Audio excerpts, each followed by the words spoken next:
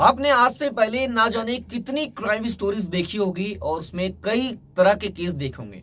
Police कभी चप्पल की मदद से, कभी सीसीटीवी की मदद से, कभी कोई छोटे छोटे एविडेंस की मदद से पुलिस ने केस सुलझाया।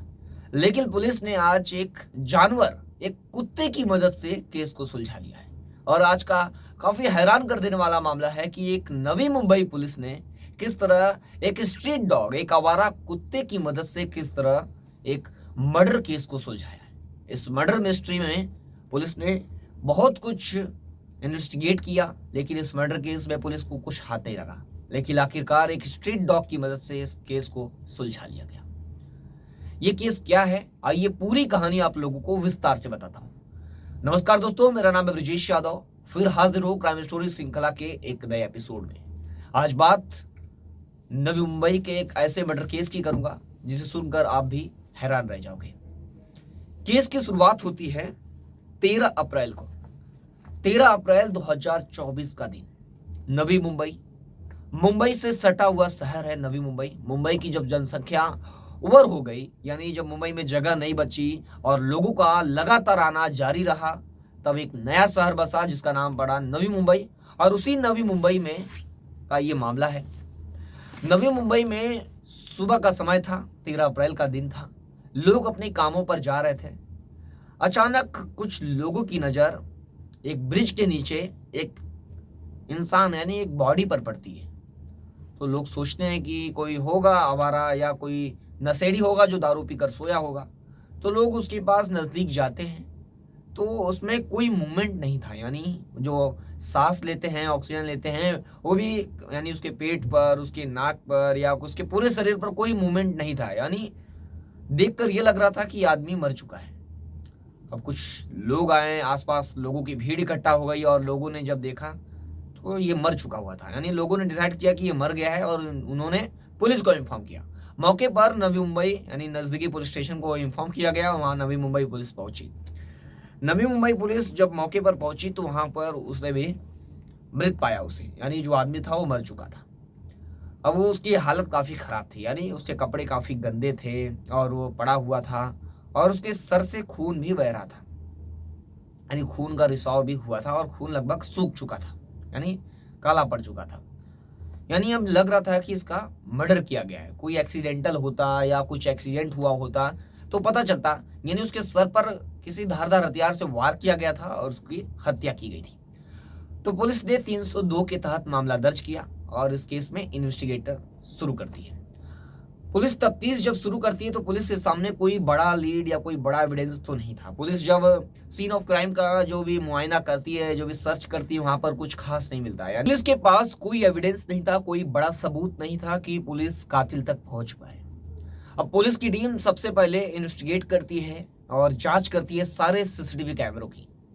नेरूल इलाके का वो जो यहाँ पर मर्डर, यहाँ पर बॉडी मिली है, जहाँ पर शव मिला है, उसके आसपास के सारे सीसीटीवी पुलिस खंगालती है कि अब सीसीटीवी की मदद से ही पता चलेगा। अब पुलिस की एक टीम सीसीटीवी खंगाल रही है तो एक टीम पता कर रही है मिसिंग कंप्लेन। अगर ये आदमी मरा है यहाँ पर तो इसके परिवार वाले जरूर होंगे और परिवार वाले मिसिंग कंप्लेन भी दर्ज कराए होंगे, वो घर नहीं पहुंचाए तो।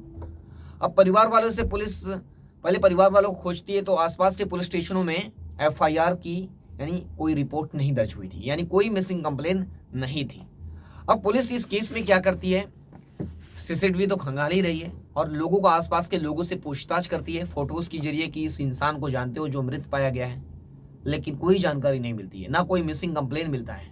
अब सहारा सिर्फ टिका हुआ था सीसीटीवी पर। अब इस आदमी की आइडेंटिटी तो नहीं मिल पाई और उसके आसपास उसके पास से यानी जैसे आधार कार्ड, पैन कार्ड या कोई डॉक्यूमेंट भी नहीं मिला था कि उसकी पहचान या उसके बारे में जानकारी निकाल लिया जाए कि है कौन, इसके परिवार वाले कहाँ है या किस राज्य का है, ये भी नहीं पता था। लेकिन पुलिस जब इस बॉडी को देखी तो पुलिस को ये पता चल चुका था कि जो भी है वो लगभग 40 से 50 साल के उम्र के बीच का है, यानी 40 से 45 या 45 से 50 के एप्रोप्रिएट इसके बीच में का इसकी एज है, एज ग्रुप।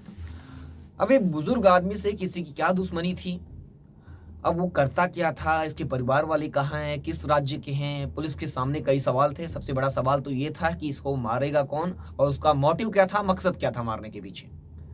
अब पुलिस की टीम सीसीटीवी खंगाल रही थी तो एक बड़ी लीड हाथ लगती है पुलिस को। सीसीटीवी के अंदर ये व्यक्ति दिखता है और जो इसको मार रहा है कातिल वो भी दिखता है।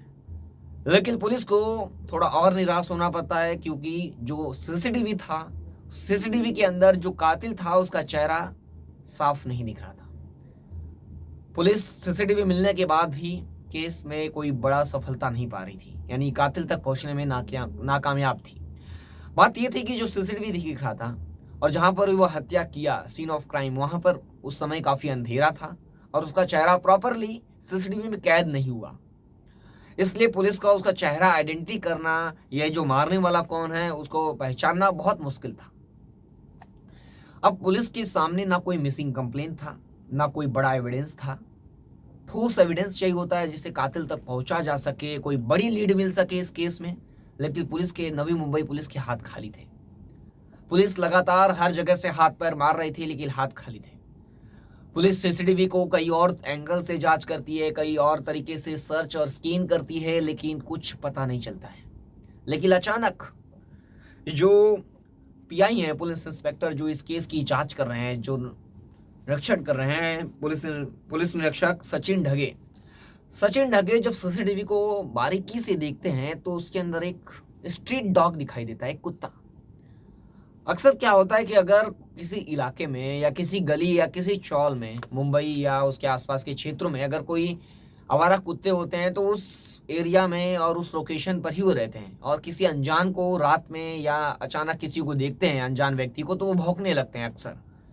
लेकिन जो डॉग था उस समय जब वो हत्या कर रहा था, कातिल आकर उस 40 से 45 साल की उम्र के व्यक्ति की, तो वो डॉग भौंक नहीं रहा था, यानी उसका भौंकना नहीं था, वो कुत्ता भी खड़ा था और वो हत्या कर रहा है। सीसीटीवी में ऐसा दिख रहा है। लेकिन कुत्ते का जो मूवमेंट है वो काफी शांत है, जैसे कि पुलिस को लगता है कि ये कुत्ता और जो कातिल है इन दोनों के बीच में संबंध है, यानी जानते हैं एक दूसरे को, यानी या एक दूसरे को जानते हैं, या ये जो कातिल है इसे कुछ खिलाता होगा या साथ में रहता होगा ये कुत्ता इसके वजह से ये कुत्ता कुछ कर नहीं रहा है और शांति से वहां पर बैठा हुआ है। अब पुलिस के मन में जो ये आशंका थी, इसी आशंका को पुलिस ने रखकर इस केस को आगे बढ़ाया, क्योंकि कोई ठोस एविडेंस तो था नहीं, तो पुलिस को अब इसी पर आगे बढ़ना पड़ा।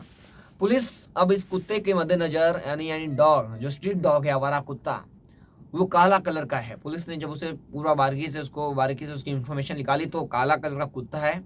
और उसके पुलिस के सामने सबसे बड़ा चैलेंज तो ये भी है कि एक काला कलर का कुत्ता, हजारों काला कलर के कुत्ते होंगे, तो कैसे आइडेंटिफाई करेगी कि काला कलर के कुत्ता यही है या यही जो सिलेक्ट हम कर रहे हैं, कि मतलब प्रॉपरली जो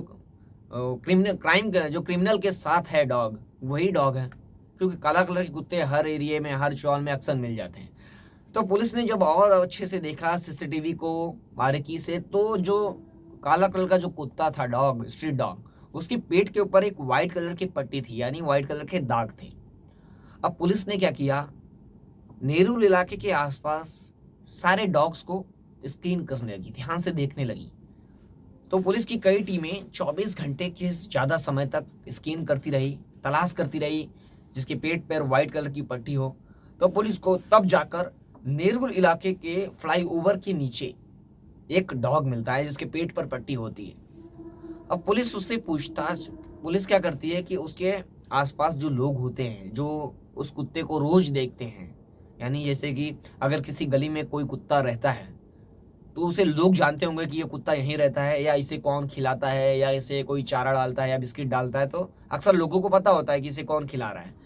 तब आसपास पुलिस क्या करती है, सादे वर्दी में जाकर पूछताछ करती है लोगों से, और पूछताछ करने के बाद जानकारी जुटाती है कि ये कुत्ता किसके साथ घूमता है और इसे कौन खिलाता है, अक्सर ये किसके साथ, किसके पीछे पीछे घूमता है।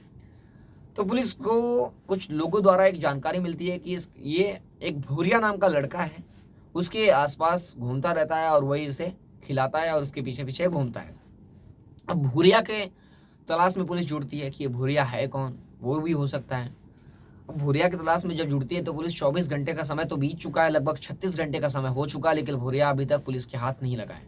पुलिस वही नेहरू इलाके के फ्लाईओवर पर भूरिया की तलाश कर रही है, लेकिन भूरिया का कुछ अता पता नहीं चल रहा है। अब पुलिस डॉग पर भी नजर रखी है, लेकिन अचानक डॉग फ्लाईओवर के ऊपर जाकर रुकता है। डॉग फ्लाईओवर के ऊपर जाकर रुकता है जहां पर भूरिया सोया हुआ था, फ्लाईओवर के ऊपर नीचे जमीन पर कुछ बिछाकर सोया हुआ था। पुलिस उसे उठाती है और पुलिस समझ जाती है कि यही भूरिया है। उससे पूछती है भूरिया, तो बताता है कि हाँ, उसे भूरिया लोग बुलाते हैं और उसका नाम मनोज प्रजापति है। उसे लोग, उसका असली नाम मनोज प्रजापति है और उसे भूरिया नाम से लोग बुलाया करते हैं। पुलिस जब उससे मर्डर केस के रिलेटेड पूछताछ करती है तो वो अपना स्टेटमेंट घुमा घुरा कर बोलता है, यानी स्वीकार नहीं करता है कि उसने कोई मर्डर किया है। अब पुलिस उसे अरेस्ट करके पुलिस स्टेशन लाती है और कड़ाके से पूछताछ करती है, तब जाकर वो स्वीकार करता है कि उसने मर्डर किया है। बात ये थी कि जो व्यक्ति मरा है 40 से 45 साल जिसकी उम्र है, वो कचरा बीनने का काम करता है, यानी प्लास्टिक्स की बॉटल्स और जो स्क्रैप होते हैं, जो कचरे में लोग डस्टबिन में, महानगर पालिका का जो भी डस्टबिन होता है उसके अंदर लोग पुट्ठा, थैली, प्लास्टिक जो भी फेंकते हैं उसको छाट कर ये लोग बेचा करते थे। तब जो कचरा बीनने वाला था उसके साथ जो भूरिया है मनोज प्रजापति, उसकी अक्सर लड़ाई हो जाती है, हाथापाई हो जाती थी।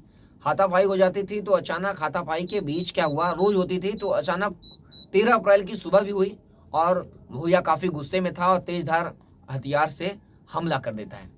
तेजधार हथियार से हमला करने के बाद वो अपने बीच, यानी वो गुस्से में इतना था कि उसे अंदाजा नहीं होता है और तेजधार हथियार से उसे मार देता है। उसके सर पर लग जाता है और तुरंत वो गिरता है।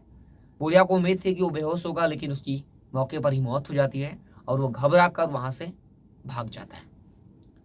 भागने के बाद वह तुरंत अपनी जो भी है आइडेंटिटी बदलने की कोशिश करता है और वहां से फरार होने की कोशिश में था, लेकिन तब तक पुलिस इन्वेस्टिगेट करती है और 24 से 48 घंटे के बीच में ही कातिल को गिरफ्तार कर लेती है और भी एक स्ट्रीट डॉग की मदद से। नवी मुंबई पुलिस के, यानी जो नवी मुंबई पुलिस ने जो एक केस सॉल्व किया है काफ़ी काबिले तारीफ है और इस केस में पुलिस ने काफ़ी मेहनत किया है और 48 घंटे के अंदर ये केस सॉल्व करना एक अपने आप में बहुत बड़ी सफलता है और भी एक स्ट्रीट डॉग को खोज कर कातिल तक पहुंचना। इस केस पर आपकी क्या राय, कमेंट करके जरूर बताएं। सावधान रहें, सतर्क रहें। फिर मिलूंगा एक नई क्राइम स्टोरी के साथ, तब तक के लिए जय हिंद।